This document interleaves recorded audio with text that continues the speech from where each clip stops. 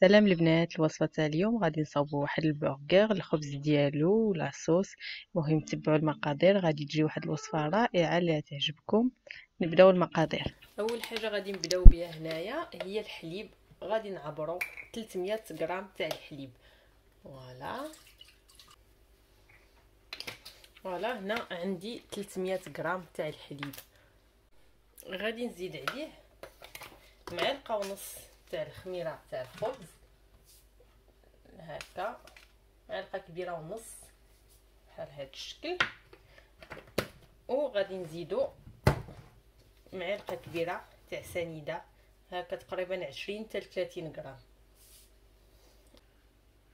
غنديرو هنايا 2 دقائق، الفيتيس 1 ودرجه الحراره 37 درجه. وغادي نديرو ديماغي.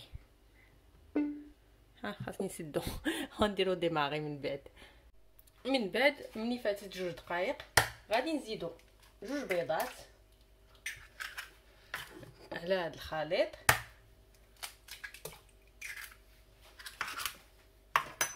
وغادي ناخذوا واحد الياغورت طبيعي بحال هذا الشكل، غادي نهزو منه 2 معالق تقريبا. الا بغيتو تعبروا النص ديالو اولا 60 غرام. انا عارفه العبار ديالي، فوالا 2 معالق هكا يعني فيهم 60 غرام بحال هذا الشكل. غنضيفوا الخماره هذه شيميك، ماشي وحده كامله، غادي نضيفوا تقريبا معلقه صغيره ما عامراش،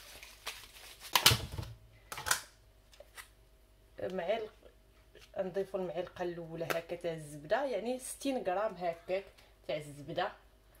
2 معالق حيت كل معلقه كيف ما كتعرفوا كتهز 30 غرام. بغيتوا تعبروها ديروا 60 غرام تاع الزبده. فوالا. وغادي نزيدوا بطبيعه الحال واحد القطره تاع الخل، هذه كتعطي ديك العجينه كتجي هكا خفيفه وكتحيد حتى ديك الزفوريه ديال البيض. فوالا. وكنزيدوا الملحه. وهنا بالنسبه للدقيق غادي نحتاجو تقريبا واحد 750 غرام. انا غادا نبدا ب 700 ونشوف الخليط واش يتجمع ليا ب 700. الا كان ناقصه غادا نزيد هذيك 50 غرام. كيف ما كتعرفوا في المود دومبلوا ديال لاروبو راه ما كنفوتوش فيه 600 غرام. انا غادا ندير 750 غرام هكاك، ولكن غادي تشوفوا كيفاش كنعجنها. راه ما كنستعملش المود العادي باش ما يتخسرش ليا الروبو. غادي نوريكم الطريقه بوتي فور ميزور. فوالا درت الميزان، غادا نعبر 700 غرام. ابخي يمكن لكم ديروا نص المقادير بالنسبه لهاد العجينه، يعني العائله كبيره ولا عارضين على شي حد ولا هذا.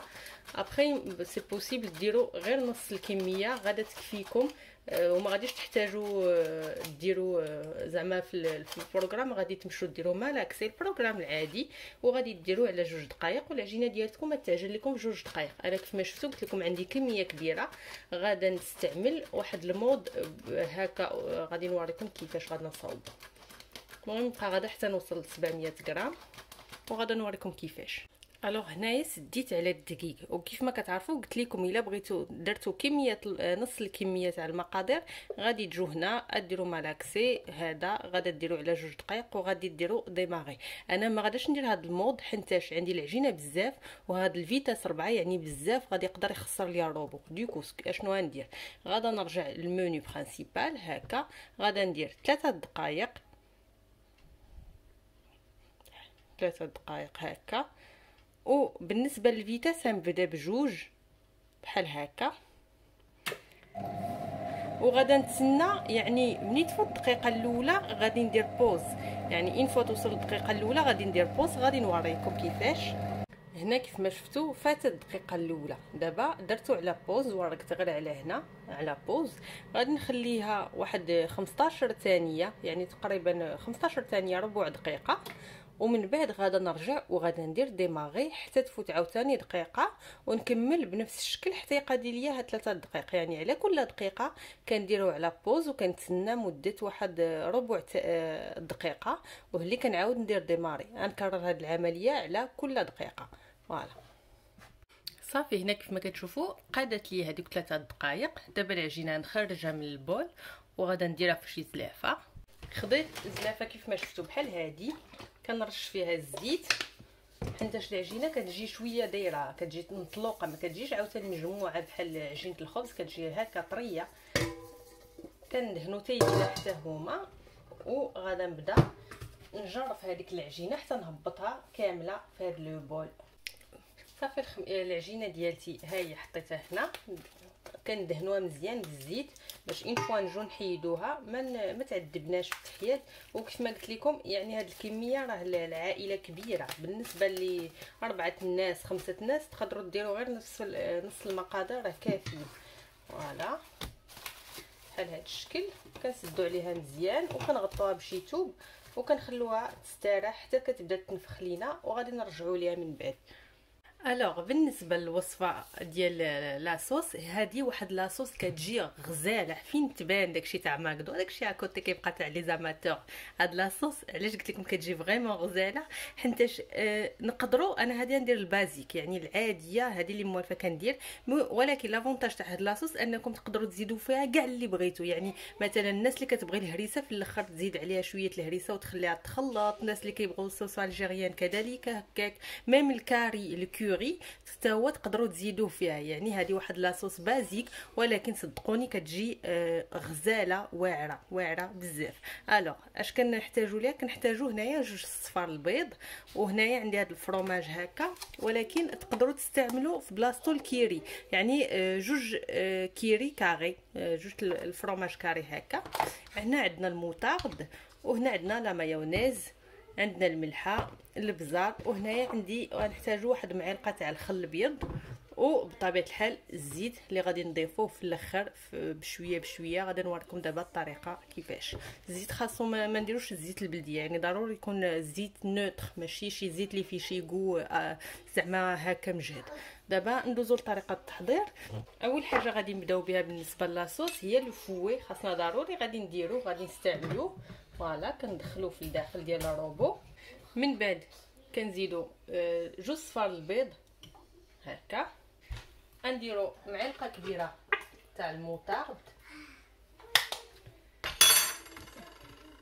ومعلقه كبيره تاع لا مايونيز، وغادي نضيفو هذاك الجبن اللي قلت لكم كريمي، اللي نقدروا نغومبلاسيو بطبيعه الحال سواء بالفيلادلفيا اولا بكيري المربعه، تقريبا 2 كيري هكا بهذه الطريقه. نضيف البزار هذا كتكثروا منه، يعني تقريبا بحال قلنا معلقه كبيره، كتجي حاره. فوالا كنديروا الملحه، هي الملحه ما كنكثروش منها، غير شويه وصافي. فوالا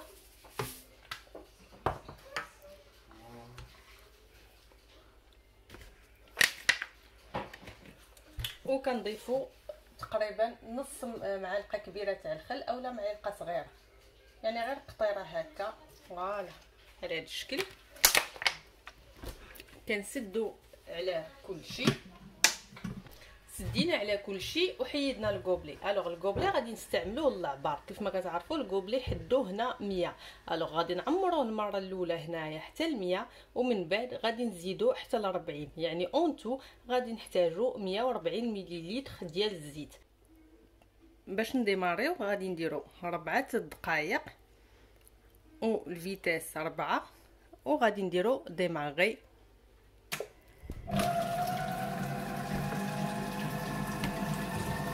وهنايا غادا نبدا نزيد هذاك الزيت بشويه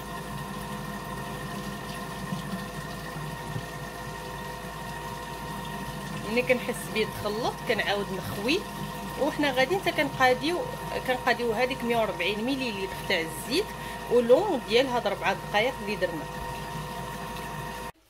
وهنايا كيف ما كتشوفوا ها هي لاصوص ديالتي كتجي هكا وجدات.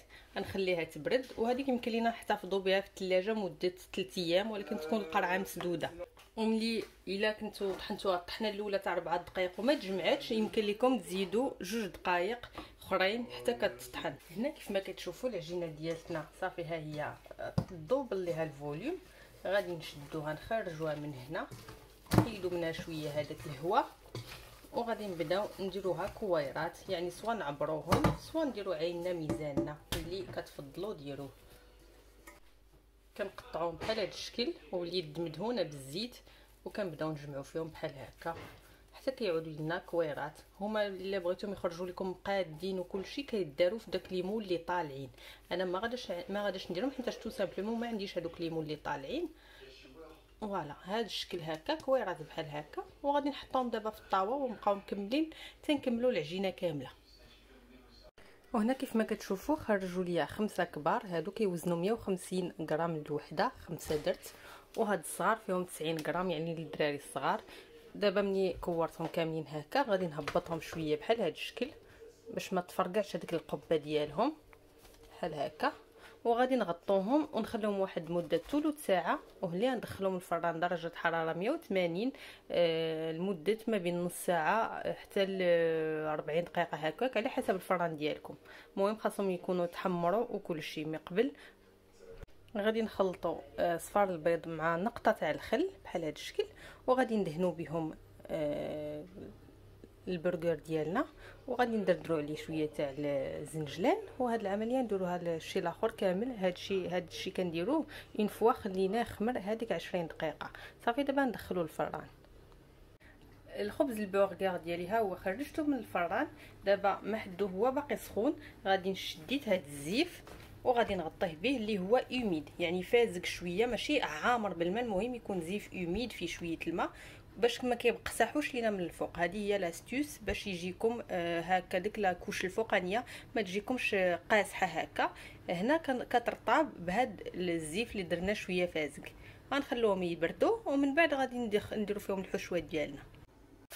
هنا بالنسبه للحشوه درت البصله كتشحر. واحد لاستيوس بغيت نبارطاجي معكم. انا كنديرها ما كنديرش البصله خضراء، كنديرها انا كتشحر شويه في الزيت والملحه، ومني كتشحر صافي ما كيبقى ليها والو كنزيد معلقه صغيره تاع سنيده هكا من الفوق وكنعسلها فيها، كتعطي واحد المذاق زوين لهذاك البرجر اللي ذاقو كيعجبو.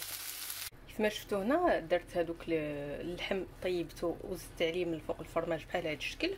وهنايا هذاك الخبز كامل درت ليه لاصوص اللي صاوبناه، ها هي حطيتها هي الاولى، زدت عليه مطيشه شلاضه والبصله اللي عسلت. غنزيدوا البرجر، نسدوا على كلشي، ندخلوا الفران الا بغينا مده ما كاملاش 5 دقائق ونسربوه مع لي فريت. فوالا هذه هي الغوصه تاع اليوم، بالصحه والراحه، بسلام عليكم.